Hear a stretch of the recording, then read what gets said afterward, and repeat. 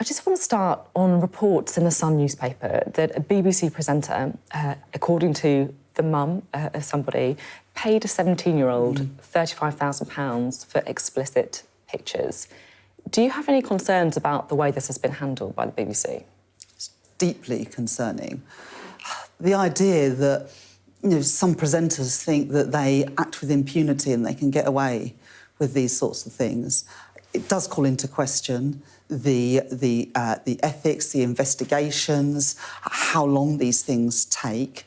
And the BBC, but also other broadcasters, do need to get a grip, because we seem to lurch from one scandal to another, and more needs to be done. The timing is important, isn't it? Because according to this woman, she complained to the BBC in May, but the presenter in question then stayed on air for weeks afterwards. I think that's the concerning thing, that someone makes a complaint, a very serious complaint, and then puts on the telly the next night, and they're still there. And that's not good enough. That is not treating people, victims, with respect, and that's why there needs to be a full investigation. But look, I think this goes beyond the BBC. We had stories, was it last month, about Philip Schofield, and, there may be more to come, who knows? But the investigations, but also the standards, need to be reformed and looked at again. What do you mean by that? The standards need to be reformed and looked at again? Well, the investigations need to be much swifter. Action needs to be taken quicker when there are serious complaints like this. But the standards at which presenters operate just need to be much, much higher. No one should be able to get away with this sort of thing and think they can get away with it. And that's clearly what a lot of people seem to think today. Do you think, then, that because presenters are in the public eye, in some ways they're public figures, that they should be held to a different standard then? I think if anybody did this in any job, whether they're a teacher, a doctor, a television presenter, a politician, it wouldn't be acceptable. But when serious allegations are made like this, I don't think it's right that those people stay in those jobs whilst those very serious investigations go on. Do you think that the individual should be named? We've seen other presenters having to come out to say that it's not them, for example. I'm not totally sure about that, because you can get vexatious complaints. But that means there's a greater onus on doing these things quickly. They shouldn't drag on for months and months. The BBC, or whoever the employer is, needs to quickly do these investigations and take the appropriate action. And I'm not convinced so far that that's happened in this case. Do you think there should be a police element to this as well? If you look, for example, at the 1978 Protection for Children Act, it's an offence to make, distribute, possess or show any indecent images of anyone aged under 18. I think this is a question that the investigation needs to get into, but obviously it's deeply concerning, the idea that this was happening when the young person was just 17 years old. OK, thank you very much. Now, you are our lead interview this morning because, according to the polls, you could be the second most important politician after the next election. So I just want to start as well with one of the big kind of diplomatic stories, if I may. The US President Joe Biden arriving in the UK later. Now, we know the US want to send cluster bombs to Ukraine. Is that something you support? We all agree that Ukraine needs to be properly armed to fight Russia and their illegal invasion. But I am concerned about the use of cluster bombs, and it's not just the UK who has these concerns. Other countries clearly do as well. And so I would like to find a way to properly arm Ukraine, but without using these weapons, which can have an impact not just on the battlefield at that time, on that day, but for months and years afterwards. That is something that caused me deep concern, and many other people as well. So while I support President Biden's desire to ensure that Ukraine is fully armed to fight Russia, I'm not convinced that these are the appropriate weapons. The UK, of course, banning their use because they so often kill and injure Well, this is exactly civilians. the point, that the problem with cluster bombs is that they don't all explode straight away and they can explode later, and that's why there's such a danger to civilian life. So that is the specific issue around cluster bombs. Look, America has done more than any other country in the world to ensure that Ukraine is properly armed to fight Russia. We all welcome that and should be very grateful to the support that America has given. But I think it is right that the allies should be able to say, we're not sure about this. And on the issue of cluster bombs, that is not something that I would be able to endorse. Would you like Rishi Sunak to raise it with President Biden later then? I welcomed what the Prime Minister said yesterday when he was asked about the use of cluster bombs. I'm sure it will be on the agenda this week. But look, I think we should also pay tribute to what the US has done during the course of this war in ensuring that Ukraine is properly armed. Britain has played its part as well, but America, more than any other nation, has helped to ensure that Russia can fight this, that Ukraine can fight Russia in this illegal war. Now, there's just one other story that I'd like your view on before we can move on to your vision for the economy, which, of course, is why you're here. George Osborne, his wedding was disrupted yesterday when a protester threw orange confetti over him. We think it may be Just Stop Oil, although they haven't completely claimed credit for it, if you like. What's your reaction to what happened? I've got no time for Just Stop Oil. To be honest, I think it's a bit pathetic and quite tedious, disrupting tennis, snooker, other people's weddings. You know, if they want to tackle climate change, engage in the policy answers, but they're not building support for their cause. They're doing the exact opposite. So it's counterproductive and it's rude, frankly. You know, people pay to go to Wimbledon. It may be their one time in their life that they get to Wimbledon. They don't want to be disrupted by a load of protesters. And you know, look, I care passionately about tackling the climate emergency. It's why Labour set out our Green Prosperity Plan to reduce bills, to boost energy security, to get jobs in Britain and to pass on to our children and grandchildren a better planet.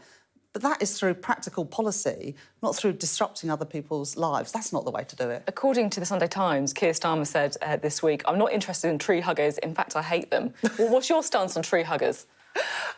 Look, I love a tree. What I don't like is needless disruption to people's lives. And the idea that you're going to get closer to tackling the climate emergency by stopping working people getting to their jobs, by chaining yourselves to bridges, by disrupting sporting events, think again. Frankly, you know, there's better ways to tackle the climate emergency. You're not helping, you're actually making things worse. OK, that's very clear. Right, let's talk about the economy, shall we? You're announcing some housing plans today. What's the idea?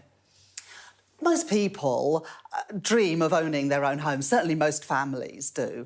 And yet that dream, for too many, is slipping further out of reach. And indeed, for others who have managed to get on the housing ladder, that dream is now turning to a nightmare because of the Tory mortgage bombshell that means people coming off fixed-rate mortgage deals are seeing their average payments go up by £250 a month. We've set out plans to help people with their mortgages during this crisis, to help with a private renters charter for those who are stuck in the private rented sector.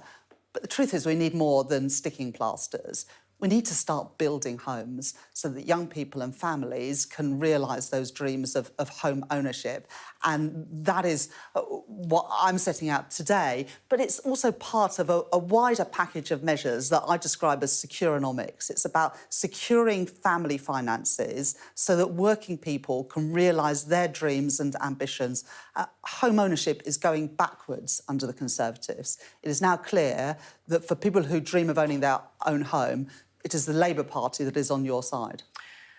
I just want to chat a little bit about what a Labour economy would look like, because it feels to me like you talk an awful lot, right, about the problems with the country, the housing crisis that you're talking about there. You say you want to get state schools on par with the private sector, the NHS, you've spoken about at length. And yet you also say you want to keep the public finances under control. I mean, I'm just trying to square these things off. You know, if you're Chancellor after the next election, you're going to inherit a really difficult situation. I think we can have a look at the current government spending projections from the Office of Budget Responsibility, and you can see a squeeze happening post the next election, which we believe could be next year. Are you going to stick to these spending plans set out by the Office of Budget Responsibility? Well, we're likely to have 2 more forecasts from the Office of Budget Responsibility before the next election, so I don't think we should be fixated with any particular current forecast because they'll be updated 2 more times before we get to the next election. But there's no contradiction between being fiscally responsible and wanting to support public services. In fact, you can't support public services unless you put fiscal economic responsibility at the heart of everything you do. It's very clear that's what you want to do, to have that fiscal responsibility, that credibility, if you say. Now, before the 1997 election, Gordon Brown promised to stick to the Conservative Party's spending plans for the first 2 years. Are you going to do the same? It's too far ahead of an election to set out those plans. As I say, there's going to be probably 2 more forecasts, another budget, another autumn statement before So you won't the say next whether election. you'll spend more or less? Well, we've already set out, as you know, Sophie, some specific tax rises. So, for example, if you make Britain your home, I believe you should pay your taxes here, and under a Labour government you will. That's why we'll get rid of the non-dom tax status. And we how would much use will that raise? About £3.5 billion a year. And we would use that money to invest in our NHS workforce. You had Steve Barclay, Sophie, on this programme last week, and you rightly said to him, you've set out an NHS workforce plan, but you haven't set out how you would pay for it. Labour have. We've said that we would pay for that expansion of the number of training places for doctors, for nurses, for midwives, of health visitors, by getting rid of that non-dom tax status. Will you also pay the NHS workers what the independent peer review body would like to see as well, 6% pay rise? Well, we haven't actually seen the recommendations yet of the pay review body. But that's what we understand it will be. Well, look, I would urge the government to publish that so that we can have a debate about it. And will you accept whatever they recommend? Or? Again, I'm not going to have a negotiation on the telly for public sector wages. But you can't criticise the government for not being open about, what they'll do, how they're going to pay for it. This is a huge part of the budget. Whether or not you'll accept the pay rises that the pay review bodies recommend. We haven't seen those pay rises, and I'm certainly not going to sign up to something before even seeing it. But the recommendations of the pay review bodies should then be taken into negotiation between working people, the trade unions that represent them. My mum and dad were both primary school teachers.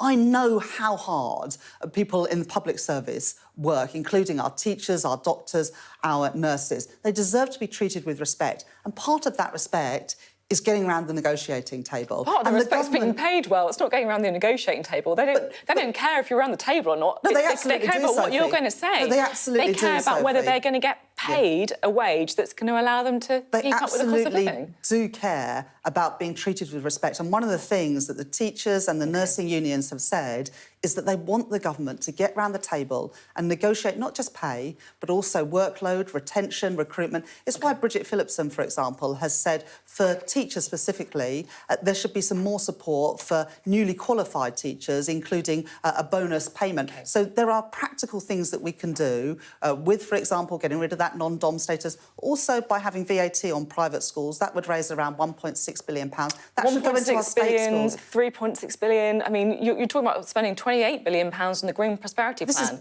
I'm just questioning billions of pounds, Sophie. How this adds up. Billions of pounds, Sophie, that will be spent on public services through targeted tax increases, getting rid of the non-dom tax status, getting VAT on private school fees to help all of our state schools, and also with private equity treating their bonuses like income and taxing it accordingly. Now, before you entered politics, you used to work at the Bank of England. There's been an awful lot of criticism about how the Bank of England has handled the inflation crisis, particularly that they were too slow to put up interest rates at the beginning.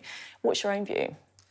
Well, I worked at the Bank of England for many years before I became a Member of Parliament. And one of the things about that relationship now between the Treasury and the Bank of England is that they have operational independence, and the respect for those economic institutions is absolutely essential. Is that not a bit of a concern, though, right? I understand they're independent, but if the government can't pass any comment at all about what one of our most important institutions is doing... Governments can, Sophie. Last summer, Liz Truss and Kwasi Kwarteng passed no end of judgment on economic economic institutions. They sacked the permanent secretary at the Treasury, they undermined the independence of the Bank of England, and they didn't let the Office of Budget Responsibility do their forecast. That is part of the reason that we had the disastrous response to the mini-budget that saw mortgage rates go through the roof. Let me just finish this point. Respect for economic institutions is a huge part of the economic stability that we've enjoyed in the UK, and you mess with that with your peril. Is it right that you're considering changes to the Monetary Policy Committee, the people who decide on interest rates, to make them more diverse or to get a wider range of people in there?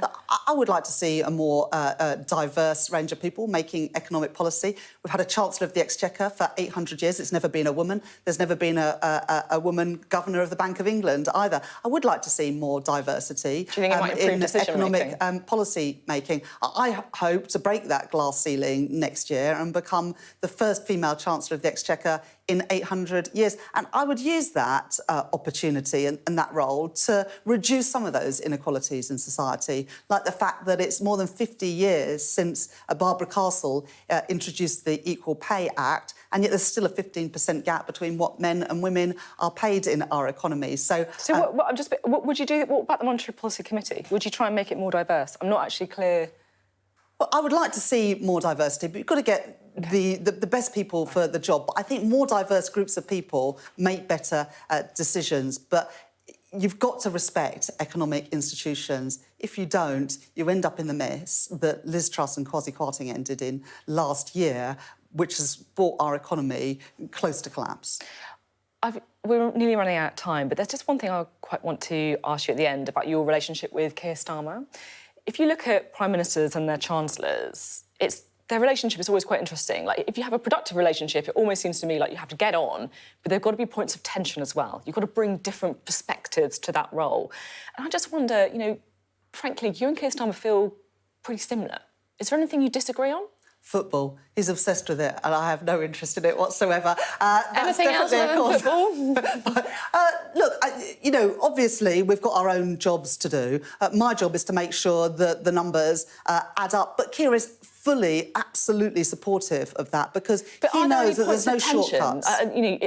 Do you ever have a row over something where he's saying, look, we've got to do this, you're pulling in a different direction, or are you always in lockstep on everything? I think we're in lockstep. Keir recognises the importance of the rock of economic and fiscal responsibility must underpin everything that we do. And I think that results in better decision-making, and people know that we are fully aligned on the big issues that are going to confront us if we have the opportunity to serve after the next election. OK, thank you very much.